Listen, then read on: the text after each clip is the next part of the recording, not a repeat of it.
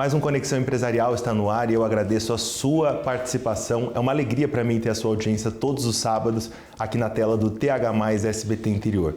Eu já vou deixar o convite para vocês para acessar esse QR Code que está aqui na tela, onde vocês vão poder assistir este e todos os outros programas que já foram ao ar no canal do TH+ SBT Interior no YouTube. A minha convidada de hoje é muito especial, além de linda e inteligentíssima, Nayara Pereira Lima Bianchi. Uma alegria tê-la no programa Conexão Empresarial. E eu acredito muito, as participações das mulheres no programa sempre são marcantes, porque mulheres têm uma característica muito única de empreender e de gerir sua equipe. Para mim é uma grande alegria e tenho certeza que para o nosso telespectador também. Obrigado, doutora. Eu que agradeço o convite, a oportunidade de vir aqui compartilhar um pouquinho da minha história, um pouquinho do que eu aprendi em todos esses anos de advocacia, de empresária, né? Como empresária, e poder contribuir de alguma forma. O agradecimento é todo meu. Doutora, as pessoas quando cursam a faculdade de Direito, isso acontece muito com os médicos também na medicina, elas acham que é só o bom preparo, né, da formação, da graduação. Eu queria que você falasse como foi a trajetória entre a formação e, de fato, você empreender. E quando que você abriu o escritório? Na verdade, eu tenho formação na advocacia, né, há 17 anos, mas a minha vida profissional começou antes como empresária no ramo imobiliário. E na faculdade de Direito, assim como na faculdade de Medicina, nós não somos preparados para o mercado de trabalho, nós somos preparados para operar o direito, para saber sobre leis, para saber sobre normas, como aplicá-las, sobre os procedimentos jurídicos. Mas a maior parte das pessoas sai da faculdade sem a mínima noção de gerir o seu próprio escritório. E seja ele um escritório pequeno ou seja ele um escritório gigantesco, ele precisa ser tratado como uma empresa, ele precisa ter gestão empresarial. E a gente, infelizmente, não aprende isso na faculdade, eu também não aprendi e fui aprender durante a minha jornada, durante toda a minha trajetória. Tive que buscar aí conhecimento de outras áreas, como da administração de empresas, fazer cursos, me profissionalizar para que eu pudesse, de fato, gerir esse escritório que é uma empresa. Daqui a pouco a gente vai falar sobre o seu perfil de gestora e também os diferenciais, porque querendo ou não, um escritório ele passa a atuar num mercado extremamente competitivo e de que forma vocês entregam valor, né, para o seu cliente de fato. Você veio do ramo imobiliário, como foi essa virada de chave? Por que sair do ramo imobiliário para entrar de fato na prestação de serviço da advocacia? Na verdade, o meu pai e a minha mãe tinham uma imobiliária. Isso, eu era adolescente, já trabalhava com eles, já acompanhava eles na trajetória ali familiar e era corretora de imóveis, fiz curso, tinha Cresce, atuava como corretora de imóveis, fazia administração de bens e depois que eu fui fazer direito, aí eu vim pro ramo do direito, aí eu abri meu escritório junto com meu sócio e meu marido. Doutora, isso foi em 2009? Isso, 2009. De lá para cá, muitos aprendizados. Hoje você ainda fica na operação de fato, ou seja, na tela do computador fazendo os processos e tal? São poucos casos. Hoje nós temos uma equipe grande aqui no escritório, nós somos em 12 advogados e eu atuo especificamente no ramo do direito das famílias. Então, questões de divórcio, questões de alimentos, guardas, pensão alimentícia, inventários, essa é a minha pasta dentro do escritório, é a minha área, né? Mas eu tenho todas as áreas do direito aqui e faço a gestão do escritório. Não seria possível, eu sempre digo que a gente consegue ter vitórias, mas ganhar campeonatos a gente só ganha quando a gente tem uma equipe e essa é uma equipe de sucesso. Então só é possível eu atuar ainda numa área muito específica porque eu tenho uma equipe que atua junto comigo, que me acompanha e aí eu consigo também, paralelo a isso, fazer a gestão do escritório. Na hora de escolher as pessoas para fazerem parte da sua equipe, hoje todo empresário, empreendedor no Brasil tem muita dificuldade em captar talentos, né? Qual que é o processo do escritório na hora de identificar uma pessoa que faz sentido fazer parte da equipe? Eu falava agora há pouco com uma advogada que entrou há pouco tempo no escritório e eu estava dizendo para ela exatamente sobre isso, de que nós não nascemos sabendo tudo e nós nunca vamos ter todo o conhecimento sobre tudo o que a gente precisa. Mas a principal característica que eu prezo muito aqui no escritório são de pessoas que querem fazer as coisas acontecer. Então não tem problema a gente não saber, mas a gente precisa saber como adquirir esse conhecimento, onde pesquisar, como buscar, quem pode me ajudar a resolver esse problema. Então eu penso penso que essa proatividade em aprender, em realmente fazer a coisa acontecer, é o principal ponto para trabalhar na nossa equipe.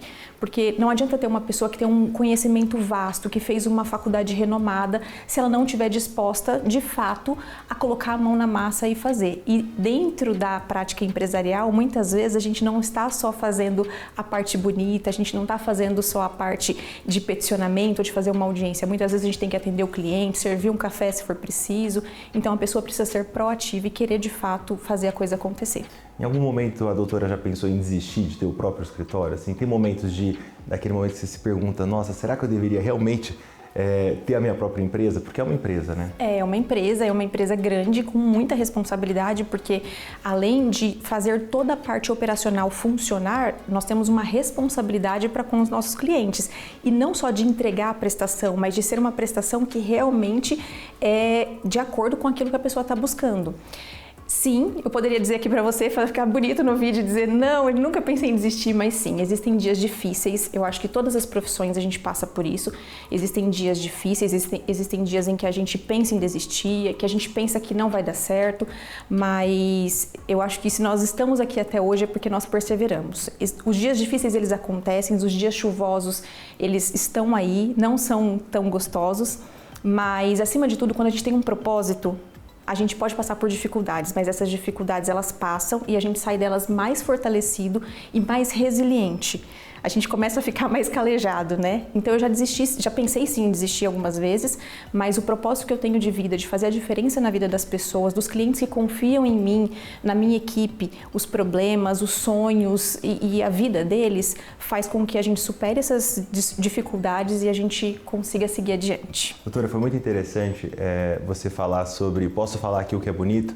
O propósito do Conexão Empresarial é justamente mostrar o CPF, né? A pessoa por trás das grandes empresas. O seu escritório é renomado e reconhecido em Araçatuba e toda a região, mas a sua história, quando você conta e humaniza tudo isso, a nossa ideia é que você que está em casa se inspire, porque realmente é desafiador o empreendedor e o empresário no Brasil, seja ele o pequeno, alguém que está começando, a startup ou o grande, ele passa por dúvidas e é um lugar muito solitário esse lugar do gestor, né? Porque você não pode compartilhar a fraqueza.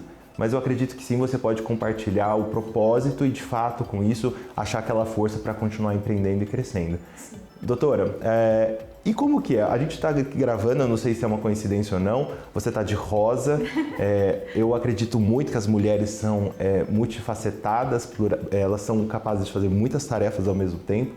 Eu sou daqueles homens que, quando vou dar ré no carro, abaixo o volume, né? Mulheres são seres incríveis para o empreendedorismo e também para todas as esferas de trabalho, enfim.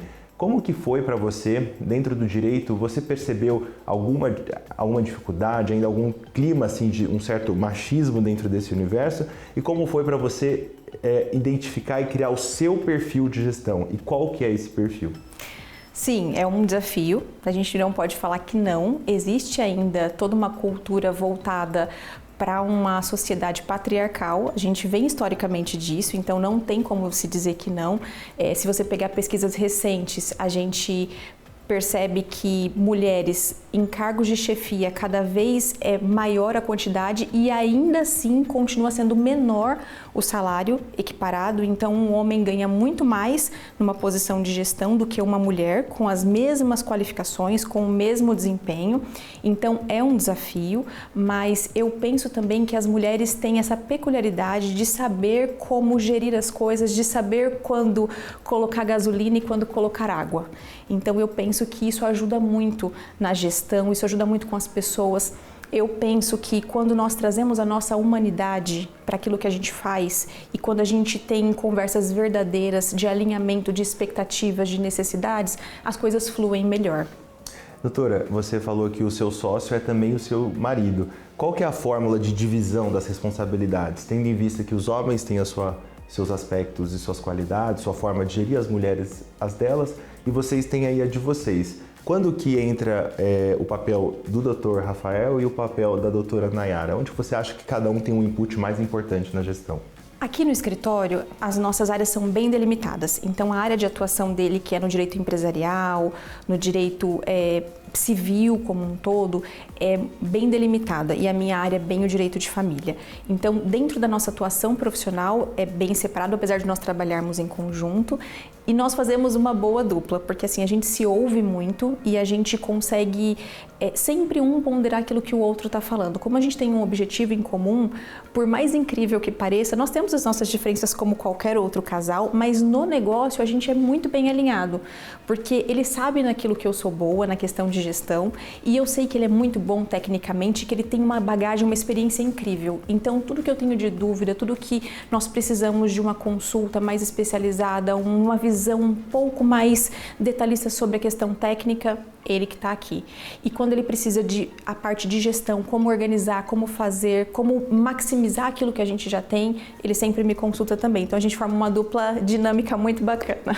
Falando sobre essa dupla dinâmica super bacana, a gente vai falar também no próximo bloco de como o escritório oferece para os seus clientes percepção de valor, como o escritório se destacou e vem se destacando para se diferenciar de uma concorrência que não é bastante grande, e a doutora Nayara vai falar tudo isso e muito mais para vocês daqui a pouquinho no segundo bloco do Conexão Empresarial. Não saia daí.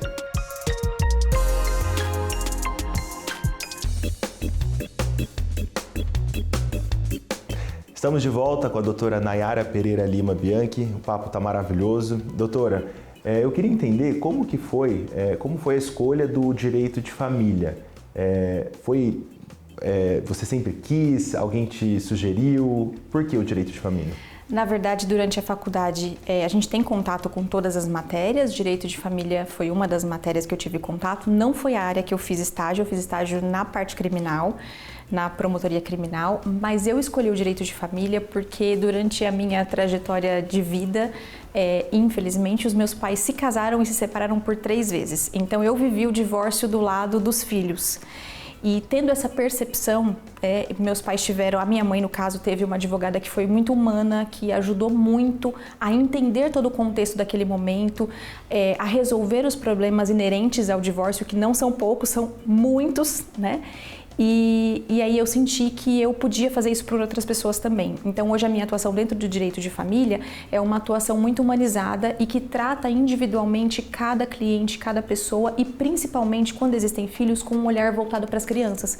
Porque geralmente numa ação de divórcio o marido tem um advogado, a esposa tem outro e as crianças ficam no meio dessa briga. Então sempre que possível a gente aplica práticas de resolução de conflitos, mediação, mas o meu desejo mesmo é contribuir para que as famílias, ainda que elas modifiquem a atual estrutura delas, ainda que eles deixem de ser um casal, que eles possam continuar sendo uma nova família, uma família diferente daqui para frente, mas com harmonia, com respeito, com educação, porque por mais que o vínculo conjugal se desfaça, a família continua, os filhos são para sempre.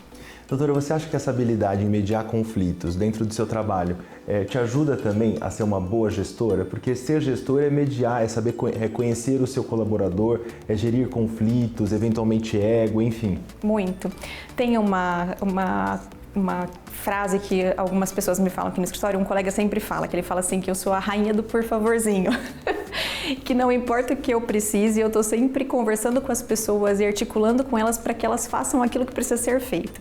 E eu acho que é isso mesmo. Na vida a gente precisa ter esse jogo de cintura. Ser mais firme no momento que precisa, ser mais pacífica no momento que precisa, mas mediar. A nossa vida é feita de resolução de conflitos o tempo todo. Pequenos e maiores.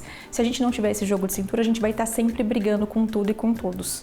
Doutora, o escritório já é consolidado e vocês estão em pleno crescimento. Isso significa que novas pessoas fazem parte da equipe de vocês com frequência. Quem é a doutora Nayara para essas pessoas que estão começando? Eu sinto que eu procuro ser a mesma pessoa, ter a mesma figura das pessoas que eu tive durante a minha jornada.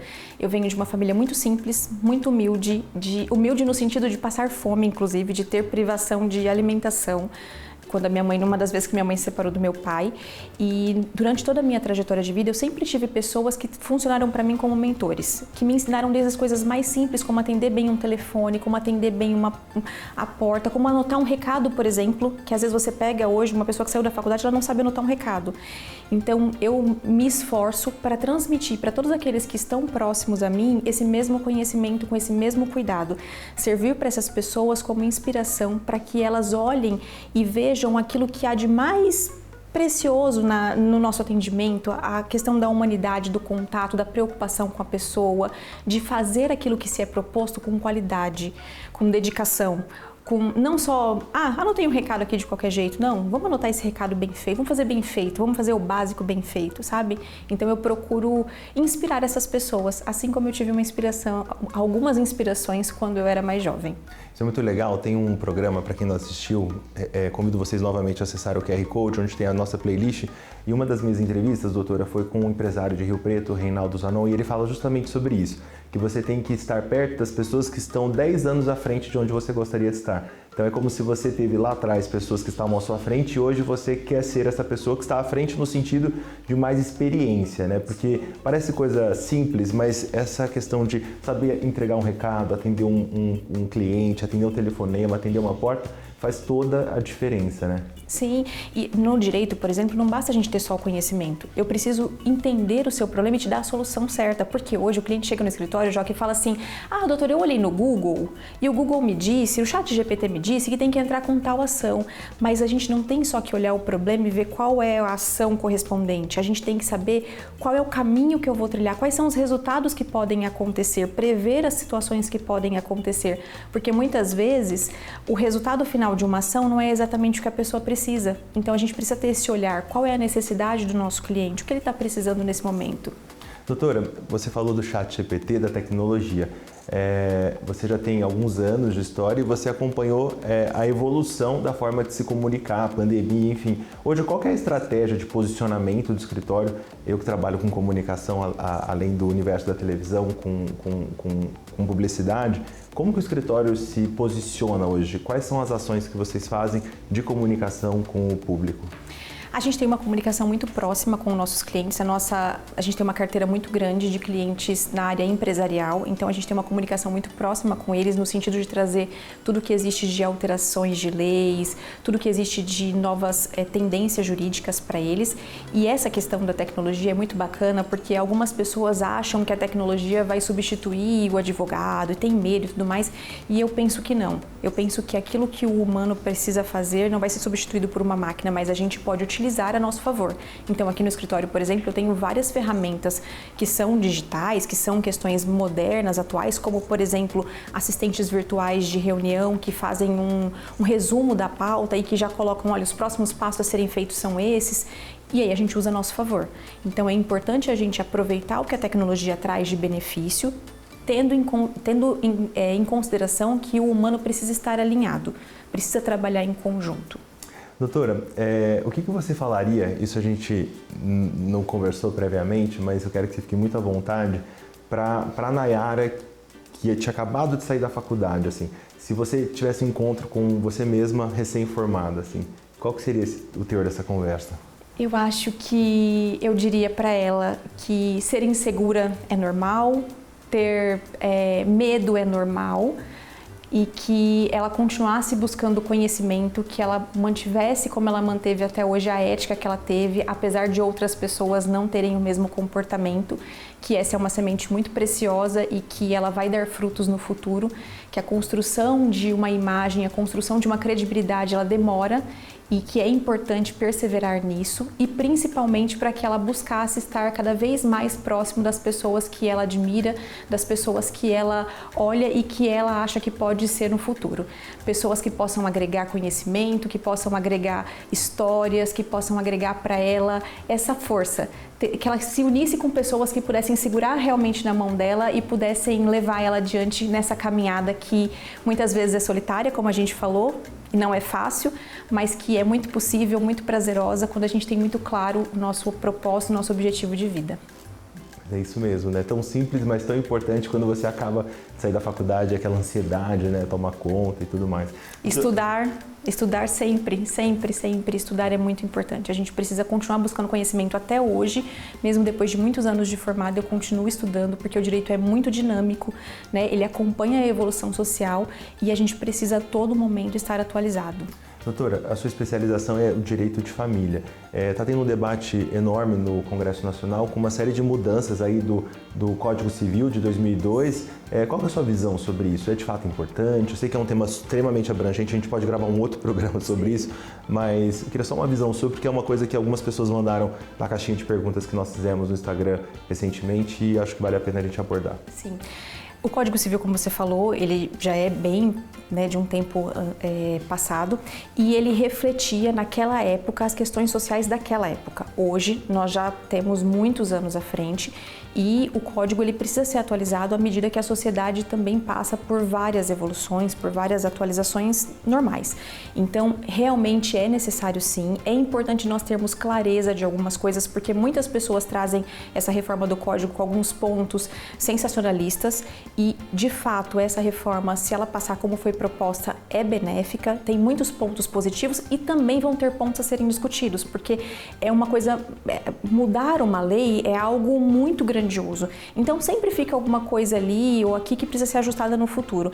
Mas fazendo um balanço geral, na minha opinião, é uma mudança positiva sim, e que vai agregar e que vai conferir direitos a muitas pessoas que às vezes estão à margem do direito, né? Não se falava nos tipos de relação que nós temos hoje, familiares, se falava na relação única e exclusivamente de um homem e uma mulher. Hoje nós sabemos que existem famílias de diversas formas, famílias recompostas, famílias onde existem só duas mães, onde existem só dois pais, uma família onde existem só os avós e as crianças. Então essas pessoas, elas são sujeito de direito e elas precisam ter os seus direitos protegidos.